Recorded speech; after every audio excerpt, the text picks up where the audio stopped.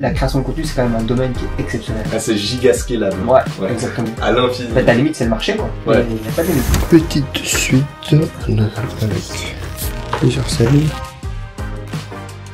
On a un event ambassadeur dîner de gala ultra. Donc là, on est sur la scène, dans une péniche.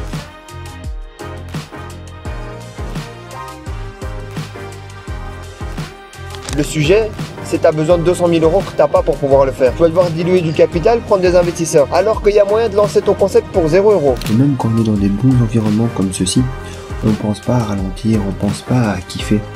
On pense toujours à comment je peux faire plus, comment je peux faire mieux, comment je peux être dans cet environnement et le rentabiliser. Ce qui est fou, Cyril, c'est que tu te fais même pas être ici. Non, pas du tout. Hier matin, je me suis réveillé, je faisais ma petite séance de sport. Bam, je me retrouve sur une péniche avec la magnifique tour Eiffel qu'on voit plus sous ce pont. Je m'appelle Marvin Gaye. À l'âge de 16 ans, j'étais le clown de l'école, le gars sans avenir où personne n'allait miser. Mon monde, c'était la campagne, l'obésité, les jeux vidéo, le manque d'argent et les 2 millions de dettes de mes parents. Après un échec en études générales, je me lance en études de cuisine. Et ça, c'est moi, aujourd'hui. 10 ans plus tard, à la tête de plusieurs entreprises générant des millions d'euros. En meilleure forme physique, j'habite à Bruxelles pour l'instant, mais bientôt ça sera à Los Angeles. Mon histoire et celle de Freshio est assez inattendue. Elle est d'ailleurs présente dans plus de 150 articles de presse. Le Premier ministre est même venu visiter mon atelier et j'ai réalisé une campagne nationale avec ma banque. Mais que s'est-il passé en 10 ans? À 18 ans, le décès de mon père a été mon électrochoc. Et né d'une famille de 5, je prends conscience que je dois prendre les choses en main et notre destin. À 19 ans, grâce au sport et au jeûne intermittent, je perds 50 kilos et je deviens cuisinier dans un restaurant que je quitte rapidement car je dois gagner beaucoup plus.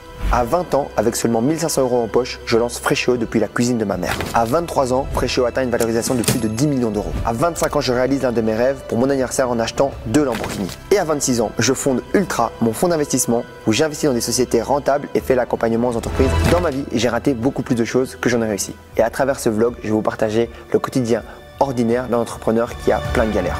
Bonjour à tous et bienvenue dans ce nouveau vlog. Alors là, vous devez vous dire, qu'est-ce que je fous dans une salle de CrossFit?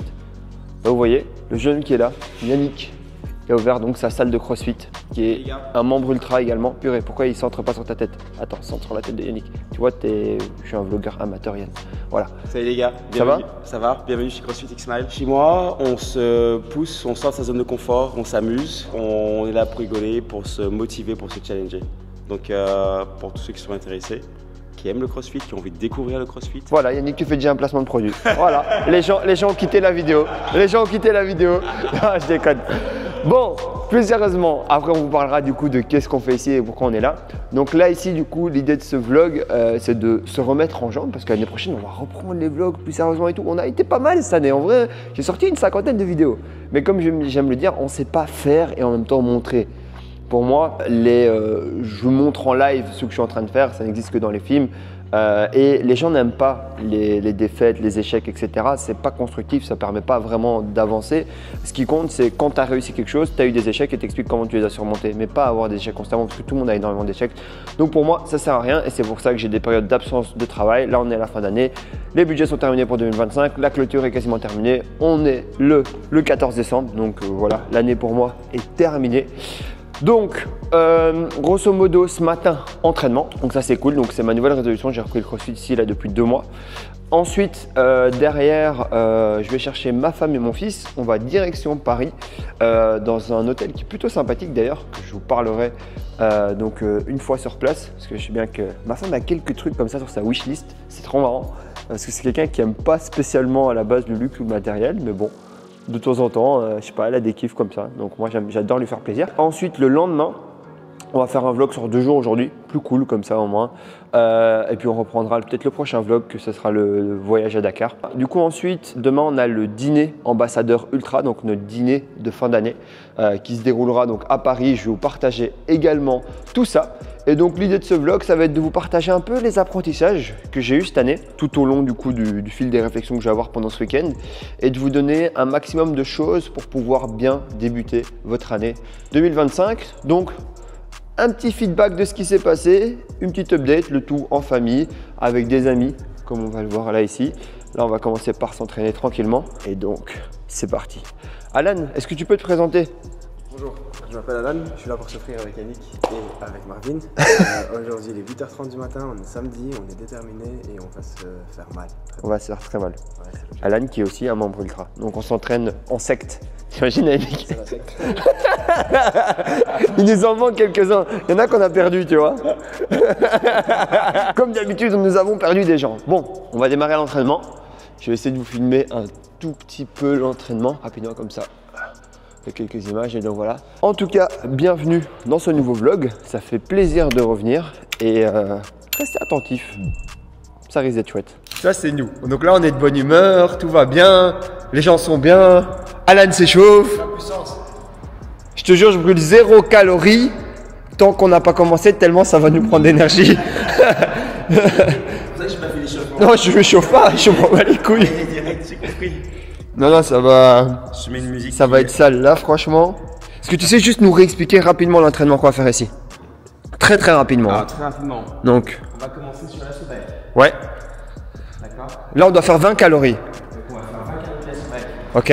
On descend la sommeil. Ouais. Ici on fait 25 sit-ups. Ça c'est les vacances. Ok? Ouais. Une fois qu'on a fait les 25 sit-ups, on arrive ici, on prend la dumbbell. Qui a pris 15 kilos? C'est Alan, derrière Alan cherche la requête. Alan, s'il te plaît, on est entre monsieur. Arrête. Tu prends ta dumbbell. D'accord? Et là tu fais 3 traversées. Ouais. Non, 2. Non, parce qu'il faut que tu finisses la barre. Donc tu fais 1, 2, 3 de dumbbell large.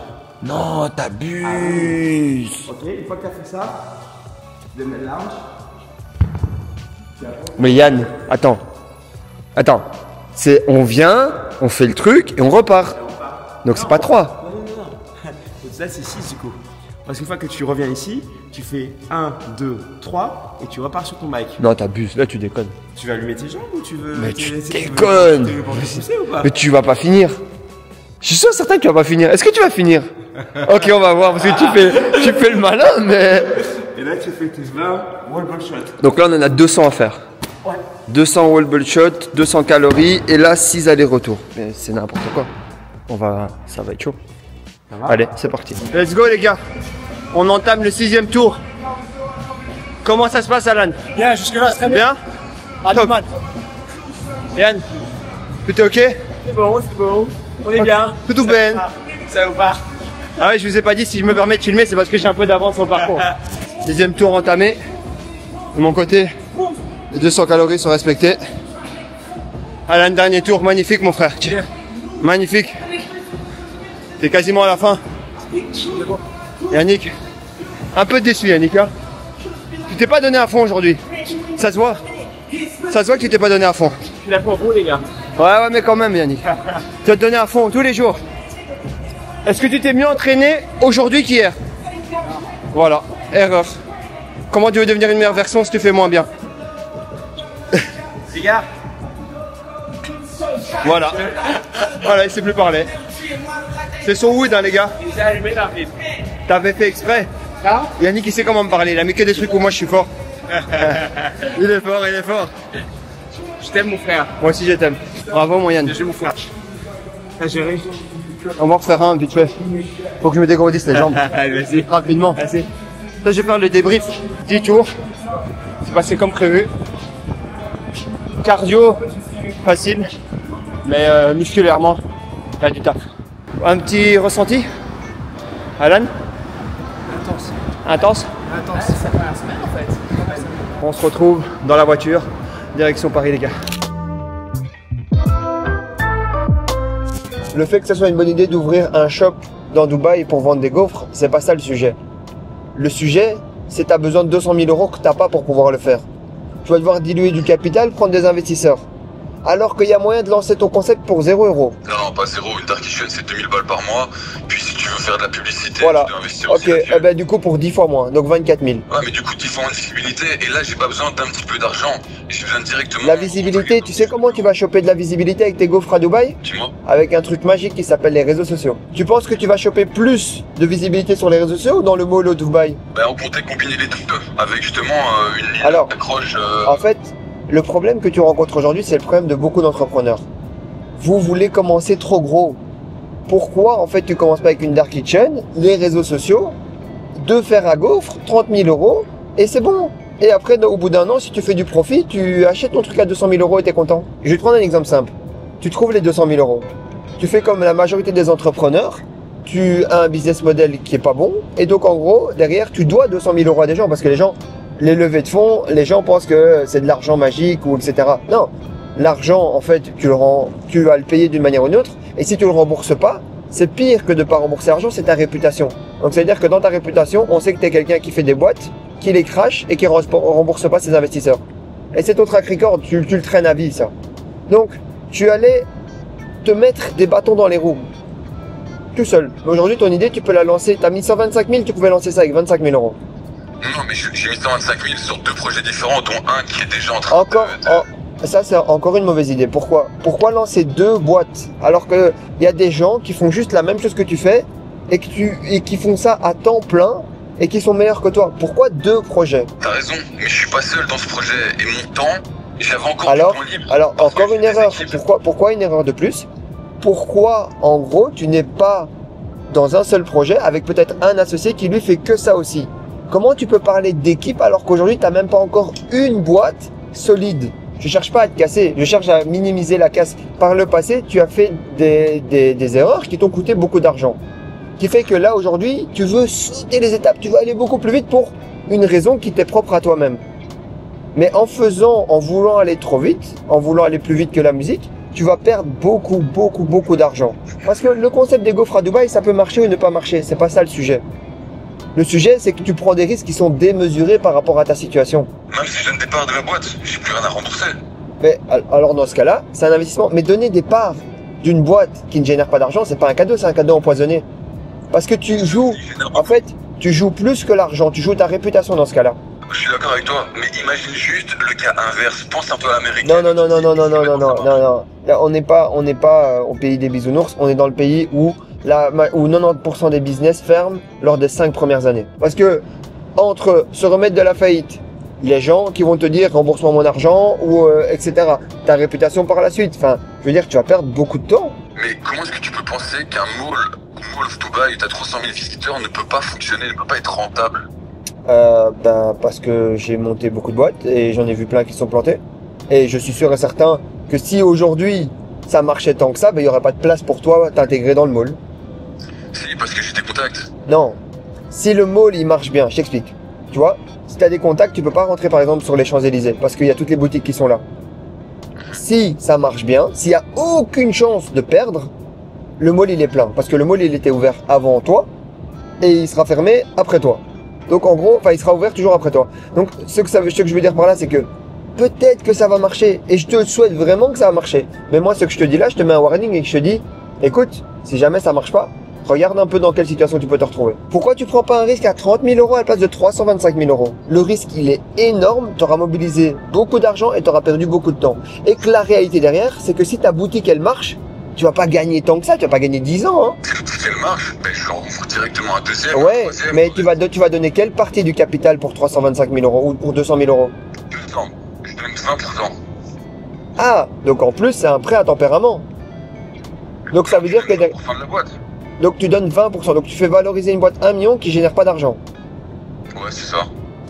Mauvaise idée, tu peux faire ça.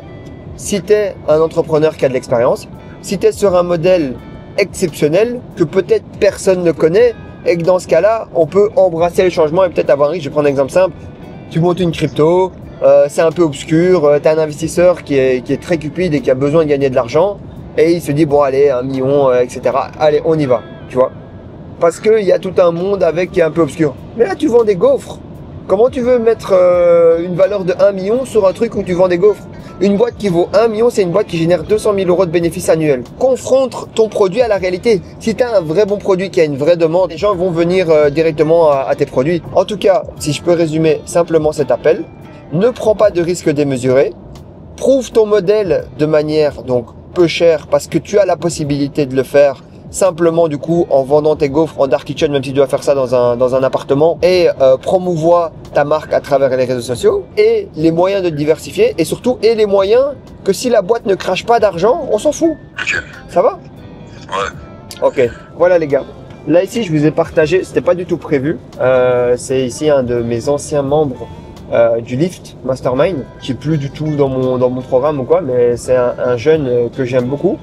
Comme vous pouvez le voir à ma manière d'être, je peux être des fois un peu sec, virulent, mais j'ai besoin que les gens prennent conscience des fois des choses qu'ils font. C'est un super gars, le gars il est gentil, il est bienveillant, il est toujours dans la bonne humeur, la positivité et il veut apporter beaucoup de valeur et c'est ce qu'il fait.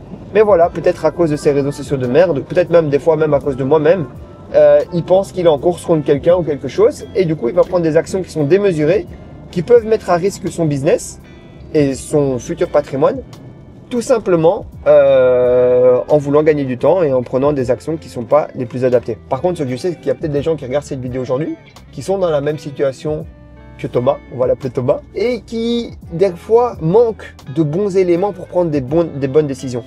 Alors, c'est un peu arrivé de manière, vous allez voir que tout derrière moi va être flouté, parce que, comme je l'avais dit précédemment, je suis avec ma femme et mon fils. C'est un peu arrivé de manière impromptue, mais je me suis dit, il vous faut de la valeur, de la vraie valeur. Et là, dans ce genre de discussion, je pense que peut-être certains d'entre vous vont s'y retrouver, vont avoir de la vraie valeur. Et donc voilà, c'est mieux que de vous dire, voilà, on est dans la voiture, on va vers Paris, etc. On s'en fout. Mais voilà ce que je voulais partager avec vous. Et sinon, on est dans la voiture, on va direction Paris, etc. Donc, voilou, les amis.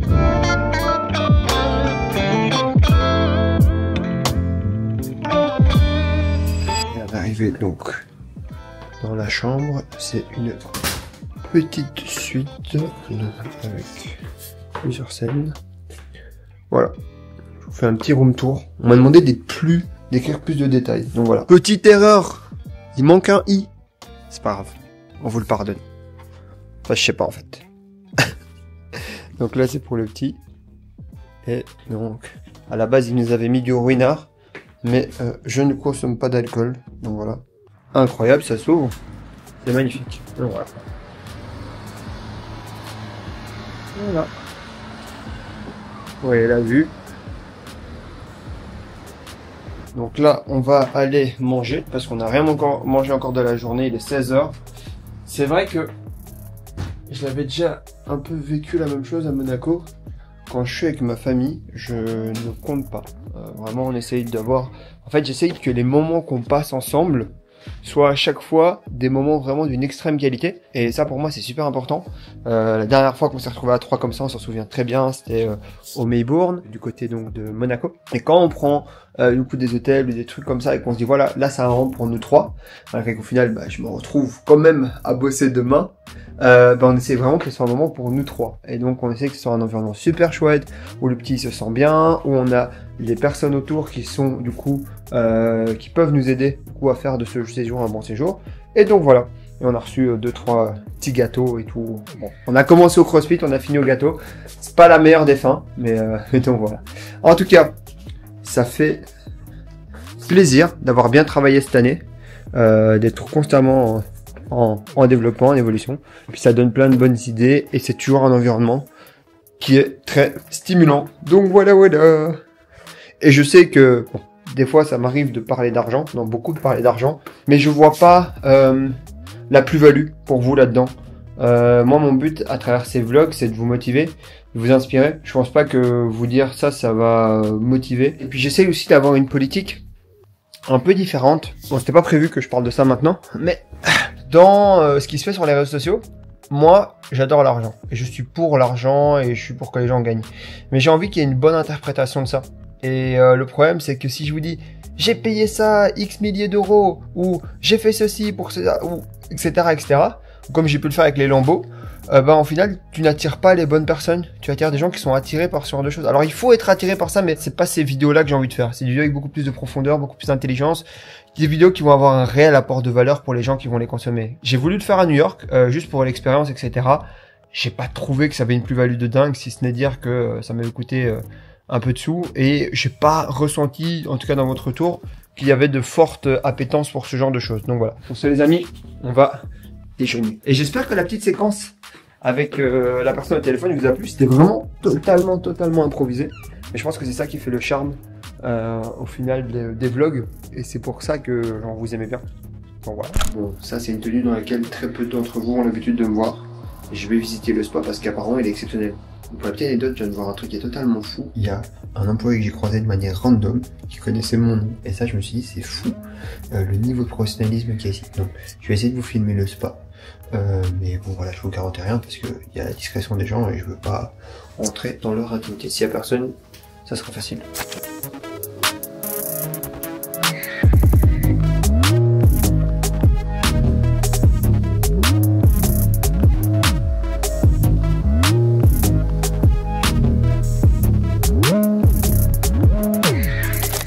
Ici le petit repas du soir, donc voilà, petite pâte avec de la viande. Je parle pas trop fort parce que j'ai ma femme et mon fils qui dorment à côté et je trouvais ça intéressant de vous partager ça. C'est que même quand on est dans des bons environnements comme ceci, on pense pas à ralentir, on pense pas à kiffer, on pense toujours à comment je peux faire plus, comment je peux faire mieux, comment je peux être dans cet environnement et le rentabiliser. Peu importe, je pense que tant qu'on n'est pas satisfait réellement de cette situation, on fait toujours attention à tout. Moi, ici je reprends tous mes WhatsApp, je suis en train de mettre des trucs en place, etc. Et je me dis, ouais, je peux me mettre dans le lit ou retourner au spa, aller chiller, etc. Mais en vrai, je m'en fous. C'est plus pour faire plaisir à ma famille que je suis là que moi personnellement. Je pense que je prends pas de plaisir en fait à faire ça. Je prends pas de plaisir à me poser, à regarder Netflix et à rien faire. Je prends du plaisir à être dans un environnement stimulant pour travailler. Et je pense que c'est important de garder ça parce que souvent quand on entreprend, on pense qu'on entreprend pour une finalité. Alors que je pense que le plus important c'est d'aimer ce qui se passe pendant le chemin. Parce que je vous dis là, voilà, on est dans le plus beau qui se fait encore une fois. Mais voilà, je pourrais être très bien aussi heureux dans un autre endroit avec juste ma femme et mon fils. En fait, vous allez voir, c'est pas ça qui vous rendra heureux. On s'en fout. On s'en fout. Au bout d'un moment, ça devient la norme. C'est une habitude. En fait, ça n'intéresse plus personne. Par contre, restez stimulé, restez dans les projets, restez dans le travail. Là, je suis fier de moi. Pas parce que je suis ici, je suis fier de moi, parce que je continue à avancer et ça montre que ce que je fais au quotidien, les actions que je fais au quotidien sont dans la bonne direction et que je suis pas distrait. Peu importe aujourd'hui où vous en êtes, restez toujours, même quand vous êtes dans des environnements qui vous font plaisir, ne lâchez pas à 100% prise. Parce que lâcher à 100% prise, ça voudrait dire c'est exceptionnel. Moi, je ne venais pas ici avant de savoir que je pouvais me le permettre pour très longtemps ou que c'était largement dans mes moyens. Pourquoi ? Parce que je voulais justement pas être dans ce mode-là, kiff, on oublie le business, on oublie... Non, quand je fais des actions, ça veut dire que j'en ai les moyens. Quand je n'ai pas les moyens, je ne les fais pas et je travaille pour avoir les moyens. Et quand je suis dedans, c'est normal, vu que j'ai les moyens.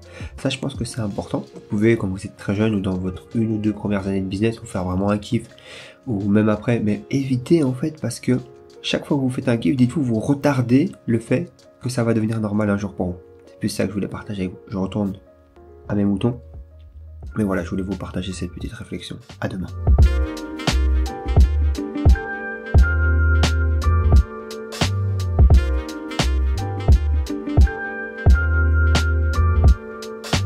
Tu as quel âge toi? Moi, je viens d'avoir 24 là. Tu peux pas avoir en dessous de 25 ans et pas faire de création de contenu. T'as pas compris dans quelle génération t'étais, t'as pas compris dans quelle époque on vivait. Ouais. C'est pas possible en fait, tu vois. Moi, à l'époque où j'ai 10-12 ans, où ça a commencé il y a une dizaine d'années, quand tu faisais des vidéos, t'étais mal regardé. Ouais, vraiment. Mal vu, hein. C'était chaud. Alors qu'en fait, c'était les gens qui ont été dans ce domaine-là et qui ont pu être, tu sais, Gotaga. Ouais, si, je connais, ouais. Squeezie, c'est impossible que tu connaisses pas. Squeezie, je l'ai vu commencer aussi, tu vois. Thibaut InShape. Ouais, bah ouais. Tous ces gens-là, je les ai vus commencer, tu vois. Et à la base, leur vidéo, c'était nul. Non, c'était vraiment nul. Mais ils ont commencé. Mais ils ont commencé. Ouais. Ils sont restés disciplinés. Et t'as vu les masterclass que c'est aujourd'hui. En termes de domaine, la création de contenu, c'est quand même un domaine qui est exceptionnel. Ah, c'est giga scalable. Ouais, exactement. À l'infini. Ta limite, c'est le marché, quoi. Ouais. Il n'y a pas de limite. On va aller toujours tourner de la vidéo. C'est parti. Allez, on va faire de la création de contenu. Ouais, allons-y. J'ai commencé à entreprendre, je pense, comme tout le monde dans l'adolescence. Je faisais des brocantes. J'avais une équipe de e-sport. On allait en LAN. On faisait des trucs. J'entreprenais à ma manière. Okay. Donc voilà. Alors moi, je vends de la nourriture. Donc en gros, je suis producteur donc de nourriture. Donc je transforme en fait du coup des carottes, des courgettes, etc. Je vends ça. Ça c'est ta première entreprise. Ça c'est ma première entreprise. Quand tu pars de zéro et que tu atteins du coup un stade qui devient intéressant, c'est que les mécanismes pour passer au niveau suivant, ils sont tout de suite beaucoup plus simples. Alors cette année, en 2024, nos entreprises ont dépassé € de chiffre d'affaires. C'est le timing parfait parce que le fin de tournage devait être à 13h et regarde. 12h59. Ouais. Ça, c'est beau. Mais Bravo. on a parlé d'éducation financière, on a parlé d'entrepreneuriat pour les débutants et pour ceux qui sont avancés, on a parlé intelligence artificielle, fiscalité. Vous pourrez retrouver cette vidéo sur ma chaîne YouTube d'ici la fin de l'année, je pense dans 1 à 2 semaines, sur Mr Dreamax avec Marvin. Là, ici, on va donc aller manger avec Christian, discuter donc création de contenu avant donc l'événement de ce soir. Et ça m'a fait plaisir de passer ce moment avec toi, Cyril, cette petite après-midi et là même la soirée ensemble. Donc voilà, ça va être chouette. C'est pas fini, hein, c'est une grosse journée. Let's go. Et du coup, on ne t'a pas présenté. Peux-tu te présenter? Ah bah moi c'est Bilal, j'accompagne Cyril. C'est mon caméraman. C'était caméraman, mais moi aussi j'ai des réseaux sociaux. Bilal-NCR, je fais de l'impression 3D et futur Elon Musk en puissance les gars. C'est bien. J'ai dit pour tout le monde maintenant. T'es dans l'impression 3D. Grosso modo, t'imprimes des dragons. Tu les imprimes 1 euro, tu les vends 15. Sur 3 ans, tu as généré 5000 euros. Et la première réflexion que j'ai eue, c'est que je me suis dit, il y a un gros problème. Comment c'est possible que tu aies une pièce avec, où tu peux imprimer genre ça, qui coûte aujourd'hui peut-être, je sais pas, 3-4 euros, toi tu peux l'imprimer pour 1, donc le vendre le moitié du prix, tu le fais pas. Bah, comme tu me l'as dit tout à l'heure, le plus gros problème que j'ai eu en gros en ces 3 premières années, c'était du focus. Okay.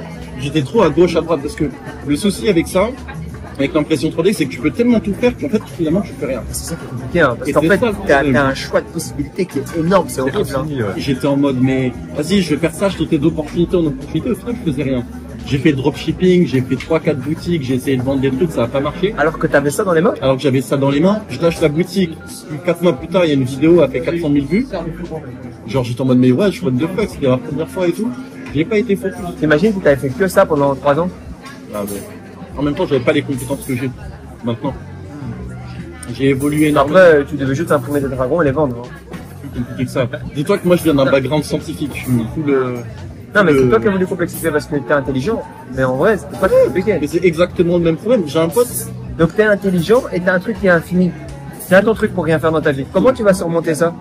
Bah, comment je le surmonte déjà aujourd'hui? Je suis très carré dans ma vie. Donc là, ça fait 1 semaine, t'as généré 2 000 euros. Non, mais c'est vrai.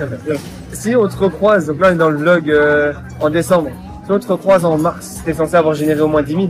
Non, je suis dans la stratosphère. Je veux pas paraître genre. Oh, je t'en prie. Ah ouais. Mais si c'est pas le cas. Bah, c'est pas grave, ça sera plus tard. Ouais, mais non, tu peux pas faire ça. Quand tu fais des commitments, quand tu t'engages, c'est pour y arriver. Vaut mieux tu dis je fais 10 000 euros et t'en fais 11, que de dire je serai dans la stratosphère et au final tu seras peut-être toujours à 2 500 euros. Parce qu'en fait, le problème, c'est sur l'effet cumulé. À chaque fois que tu vas annoncer des choses et que tu vas pas le faire, la prochaine fois, je t'explique. Si en mars t'es pas dans la stratosphère, moi je te mets dans la case bidon. Il a dit ouais. Ouais, je te mets dans la case bidon, enfin direct. Ouais. Et je vais direct. Par contre, si en mars t'es dans la stratosphère, je me dis oui. Et les choses, mais tu t'es mis une pression inutile tout seul. Ouais. T'as 23 ans, t'es jeune, t'as la vie de maintenant, toi. Tu fais 10 000 euros cette année, c'est déjà mieux. C'est déjà 2 fois mieux que ce que t'as fait les 3 années précédentes. Quand tu mets 20 000, 40 000, 100 000, etc. Vas-y, crescendo. Bon, ma première semaine crescendo, j'essayais de faire 500, puis j'ai fait 700, puis j'ai fait 1000, puis j'ai fait 1500. Et toi, l'année prochaine, cette année, je fais 10 000. L'année prochaine, je dis pas, je vais faire 100. Je me dis, je vais essayer de consolider mon groupe. Et si j'avoisine entre les 12 et les 15 millions, je serai content. Tu vois, comme ça, je me mets pas des objectifs de dingue. Mais 28 ans, 12-15 millions, 29 ans, 20 millions, 30 ans, 25, etc., etc., etc. Et puis peut-être à 35, je fais 100 millions. Et puis après, quand je fais 100 millions, alors voilà, peut-être à 40, là, je peux faire 500 millions parce que c'est de plus en plus exponentiel. Et à 53, moi j'ai prévu d'être milliardaire à 50 ans, donc j'ai un plan à 23 ans. Mais tranquille en fait, tu vois. Alors, vraiment, étape par étape. Il y a peut-être une année où je vais stagner ou quoi, mais faut pas se mettre la pression parce qu'en fait, le problème c'est que tu mets une pression qui est malsaine. Tu vas même toi douter de toi. La prochaine fois que tu vas te dire à toi-même je suis dans la stratosphère, tu vas te douter. Moi déjà, si j'arrive à faire déjà plus de 10 000 euros, genre d'ici mars prochain, je serais trop content. Voilà, non. Moi, je serais dans la stratosphère. Pour moi, ça c'est la stratosphère. C'est top. Chacun sa stratosphère. Mais c'est En fait, c'est parce on est amis au mot stratosphère, chacun notre stratosphère, tu vois. C'est hey, c'est magnifique 10 000 euros. Hein. T'es étudiant, c'est extraordinaire, non? Donc, quand on te revoit en mars, tu fais 10 000 euros. Vas-y. Ok, super. Bonne chance. Et on veut des chiffres. Et moi, vas-y. Faut commencer petit, mais faut commencer. Bon, là, on se retrouve donc dans la suite de ce vlog, donc Paris. Première partie, c'était donc à l'hôtel en famille. Si je peux vous faire un rapide débrief de l'hôtel, bien dans l'ensemble, un peu déçu sur la partie food. mais peut-être que je suis mal habitué. Donc voilà, je voyais c'est plus une food d'hôtel où j'ai l'habitude d'aller, mais je trouvais que, étant donné que ça avait l'air d'être plus exceptionnel sur papier, donc voilà, mais au niveau du service, les gens, la chambre, tout ça était vraiment top. Mais bref, maintenant, on va passer aux choses sérieuses. On a un event, du coup, ambassadeur dîner de gala ultra, qui est notre dernier event de l'année. On va donc pouvoir présenter le mastermind à nos membres et à des gens qu'ils ont invités exclusivement. Donc là, on est sur la scène, dans une péniche. On va donc naviguer tout à l'heure. On a donc préparé ce repas ici. Donc là, c'est un peu les backstage de l'event, donc ça va être bien. On sera un peu moins d'une 50aine de personnes ici sur place. Ça va être chouette. Donc ultra, pour ceux qui ne connaissent pas, c'est donc mon mastermind. Où donc on se retrouve 2, 3, 4 fois par an, on va dire à travers le monde. La prochaine saison, ça va être Los Angeles. Cédric, qui est derrière la caméra, sera présent. Et je peux vous assurer un truc, les gars, c'est que Los Angeles, personne n'est prêt. Donc l'idée du coup de ce repas, ça va être donc de faire connaissance avec donc de nouveaux entrepreneurs, pouvoir du coup leur parler du mastermind, échanger dans un cadre super intéressant parce que là du coup on va être à Paris, on voit pas la Tour Eiffel, elle est là quelque part ici, mais du coup on est dans un endroit qui est quand même hyper bon, faut pas avoir le mal de mer, mais un endroit qui est super chouette. Je suis super content en fait de finir cette fin d'année à Paris sur une péniche en train de parler du mastermind parce que c'est une bonne année. On est bientôt 100 membres dedans et je suis très content de ça, très content de l'évolution, très content des gens, très content de mon année 2024. Et c'est un peu comme une fête de fin d'année pour remercier tout le monde. Et derrière, je suis heureux de ça, du moment qu'on va encore vivre et d'une expérience que seul Ultra nous permet de vivre. Ah ouais, c'est vrai, purée. Depuis le début de ce vlog, je vous ai pas dit, les gars, il faut liker, il faut commenter. Hein. Si vous avez aimé ce format vlog, moi je reprends. C'est simple, je peux reprendre voilà, d'une manière un peu différente. Grâce à Chris, je sais maintenant vous apporter de la valeur différemment. Mais donc ouais, faut que. Donc, voilà. En plus, à chaque fois qu'on vient à Paris, la dernière fois j'avais fait une vidéo, on avait fait un event de 300 personnes, c'était bien aussi. Chaque fois qu'on vient à Paris, on essaye d'apporter de la valeur en France. J'espère que les Français nous aiment. En fait, Cédric est dans la caméra, donc à LA, on refera un vlog si ça vous intéresse. Là, ça va être. On va pouvoir monter d'un niveau. On va se mettre au niveau américain, ça va être bien. On se revoit à la fin de la soirée. Donc voilà, Cédric va vous mettre 2-3 images. Et donc, c'est parti. Let's go.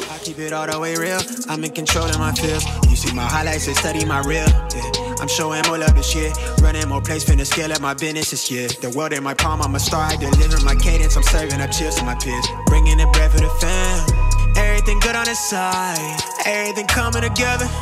New whip, no leash, no key, they heat it. California on the plate, I'm out here playing for keeping. I pull up, she leaking, she want me for the weekend. My foot on the gas with the brakes, hate me or love me, you see me. Flex, yes. I got my foot on their neck. I'm out with a squad to the death. Get to the checks. Flex. Yes. Got nothing to lose, it's something to prove. Come from the trench. Cuban links on my neck. Tanking. Freeze. Smoking on dope, that diesel. Freeze. Run until I miss my season. Lay back. Geeky. Smoking on dope, that diesel. Young nigga gone off the deep. Bonsoir à tous. Et bienvenue donc pour le gala ambassadeur. Très content de voir que ça networking déjà beaucoup, donc ça c'est chouette. Première partie du coup de la soirée, c'est donc uniquement axé sur du networking. Ensuite, on vous présentera du coup Ultra et après du coup il y aura un départ du bateau avec donc les desserts pour continuer à profiter de la soirée. Il faut savoir que chaque personne qui est ici a été invitée et donc qui est adepte de la philosophie Ultra. Ultra, c'est quoi? C'est de l'entrepreneuriat, c'est de la bienveillance, c'est du dépassement de soi. Toutes des choses qui sont importantes pour nous et qui nous tiennent à cœur. Pour le moment, juste profitez du moment et passez tous une belle soirée. Là, du coup, en gros, l'idée, c'est donc de faire un networking, donc que les gens puissent du coup échanger un maximum entre eux. Comme je veux le voir, ça fuse au niveau des discussions, au niveau de ce que les gens ont envie de dire, etc. Et moi, je vais aller faire le tour, du coup, voir comment les gens vont, parce qu'il y a plein de gens ici que j'ai plus depuis longtemps. Et je suis content du coup de passer un moment avec eux. Ce genre d'événements, c'est des événements très privés où il n'y a que des membres Ultra qui sont là, ou alors leurs invités. Donc on essaye vraiment de faire quelque chose de privé pour que les conversations puissent être le plus qualitatives possible et que les gens du coup puissent repartir avec un maximum de valeur.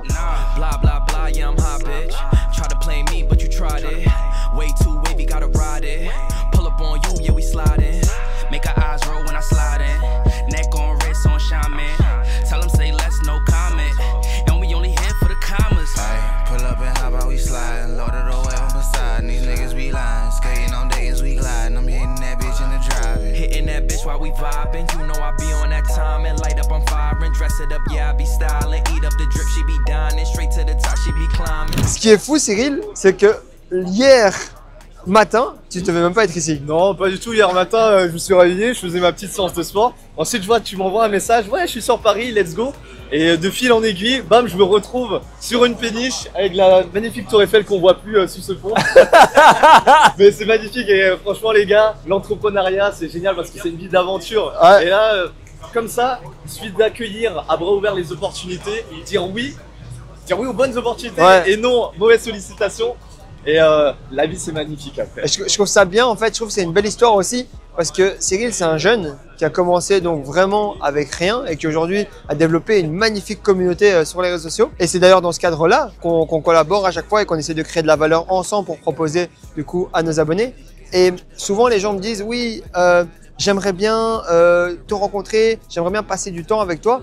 Ben, en fait, l'idée, c'est toujours la même chose. Lorsque vous voulez rencontrer une nouvelle personne, pas spécialement moi, mais ça marche avec tout le monde, apportez de la valeur pour celle-ci, mettez du sens à votre rencontre. Par exemple, quand on se voit avec Cyril, on sait qu'on va créer du contenu, on sait que ça va apporter de la valeur à nos abonnés et on sait que derrière, ça va nous propulser mutuellement. Ce qui fait que c'est des rencontres positives. Ouais, apporter de la valeur et ayez des valeurs aussi. Ouais, les deux, c'est ça aussi. les deux. C'est vrai que ça match en fait, nos valeurs matchent et c'est pour ça qu'on arrive à collaborer ensemble. Et c'est vrai que même moi, hein, j'ai beaucoup de sollicitations externes de personnes qui veulent faire des vidéos avec moi, mais parce que il y a un désalignement des valeurs, des fois on collabore pas. Mais donc, si ça match au niveau d'apporter de la valeur et avoir les mêmes valeurs, là vous faites un banger. Exactement.